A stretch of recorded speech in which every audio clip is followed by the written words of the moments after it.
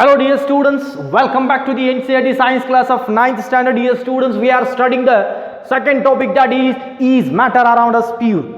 Dear students, in which we have studied, that is we are studying the methods of separation, in which already we have studied the 7 methods of separation of the components of mixture that we have studied already. Now today we are going to study the 8th method, that is separation of pure copper sulfate from the impurities, or the separation of salt from the impurities. See dear students, whatever we are using the salt in the kitchen or the food, that is we are obtaining it from the seawater.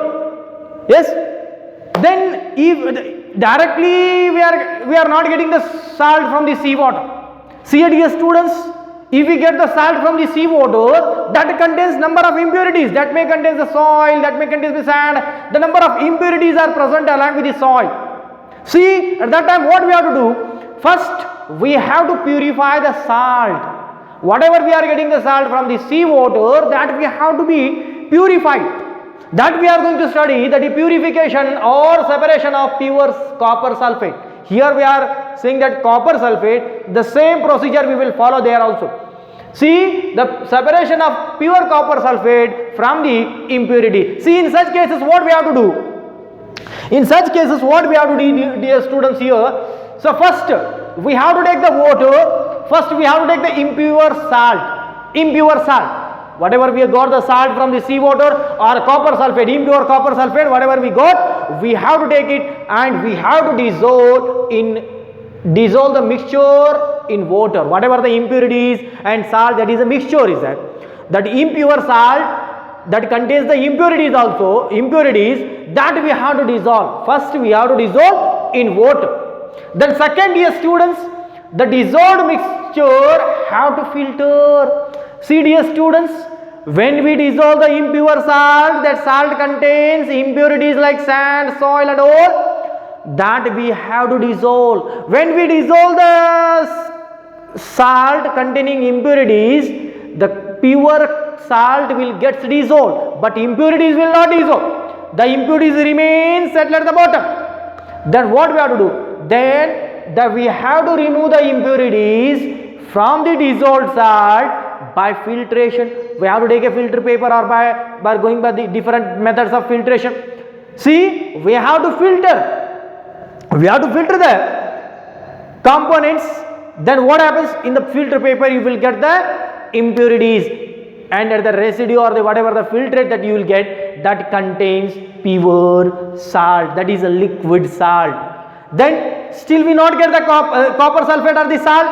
At that time what we have to do? See here what happens, dear students, by allowing what happens, we have to take the liquid or dissolved salt and we have to evaporate it. On evaporating, what happens? The volatile substance, which one? Water. Volatile substance, water, that will be evaporate out. The salt will not evaporate. Salt is non-volatile. See, salt will remain at the bottom. Then volatile substance will remove, volatile substance, that is water, will be removed. See, first we removed impurities by dissolving and by filtration. Then after this one, we remove the water from the salt by evaporation. See, again still water contents are present. That water contents we will remove by keeping it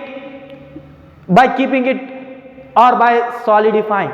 When we solidify the evaporated or the salt, then what happens? The remaining, the water will be evaporates, and whatever the salt will obtain in the form of crystals, that process is called as the crystallization. Removal of the amount of water by solidifying the salt, that is called as the crystallization.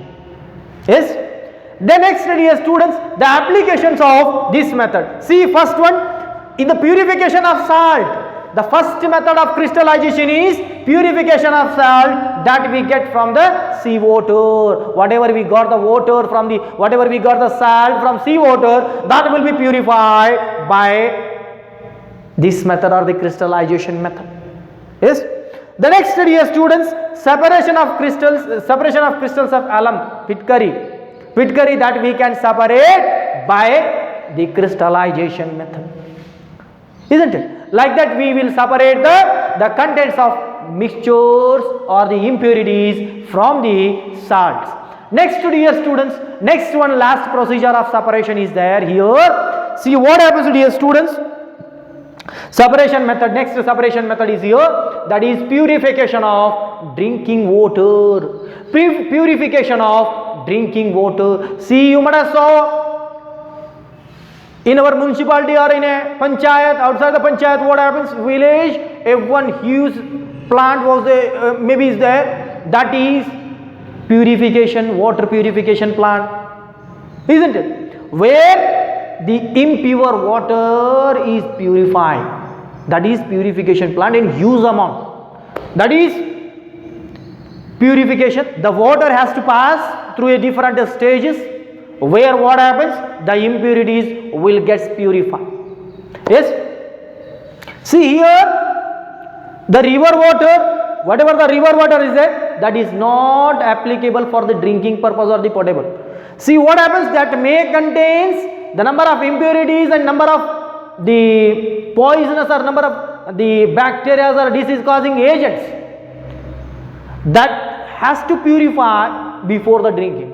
See, meanwhile what happens, we have to take the water, or the water has to be stored in a huge tank first we have to take the water from the river that contains the number of contaminants or the impurities or contaminants, that we have to store in a huge tank, that water from the huge tank we have to pass it through a next tank, that is second tank, that is called as the sedimentation tank, where the water is rotating around the center, where whatever the impurities are present in the water, that will be settled at the bottom, that is called as the sedimentation tank, where the water or the impurities will be settled at the bottom.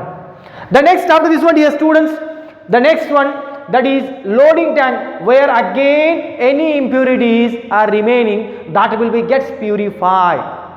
Sludge tank also we can say, the fine sludges will be present in the water, that will be separate, that is called as the loading tank, or that is a huge tank where the water is stored. Then after this one, that water they will pass it from a huge tank, very huge tank is there, that from the huge tank, when we pass the water from the huge tank, that contains different beds of, see, first bed is there at the bottom, that is garvels, that is large size garvels are there, then above the large size garvels, fine garvels, small garvels, and above this small garvels, very fine garvels may present, and above this one a layer of the fine sand is present, that is called as a sand bed. Above this sand bed water is stored. When water is percolate out through the different layers of the garvels and the sand, then water will get purified, and that will be collected from a